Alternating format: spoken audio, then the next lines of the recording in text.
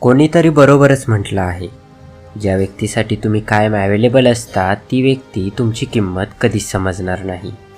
या जगात असा कोणताच व्यक्ती नाही ज्याला दुःख नाही, पण त्या दुःखाला विसरून आनंदात जीवन जगतो तोच खरं आयुष्य जगतो.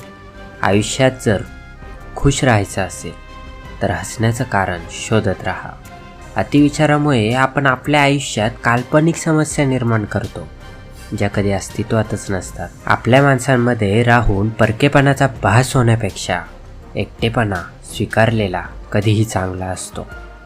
कोणाच्या वेदना वाचता आल्या तर बघा, कोणाच्या वेदना वाचता आल्या तर बघा, कारण आनंद व्यक्त करता येतो पण दुःखाला व्यक्त होण्यासाठी शब्द सापडत नाही.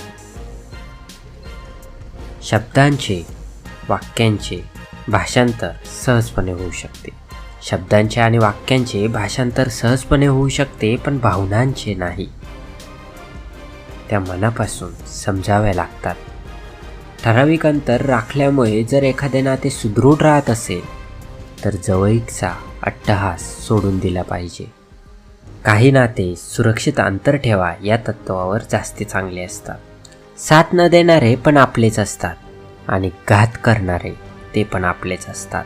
त्यामुळे एकटेपणात चांगला ना कोणी येण्याची खुशी, ना कोणी बदलण्याचं दुःख. मन ही एक अशी गॅलरी आहे जिथे अनलिमिटेड फोटोज, ओल्ड मेमरीज कितीही सेव्ह केल्या तरी स्टोरेज हे कधीही फुल होत नाही. आपल्या मराठी सुविचार या चॅनलला सबस्क्राईब करा आणि बेल आयकॉन नक्की प्रेस करा. धन्यवाद.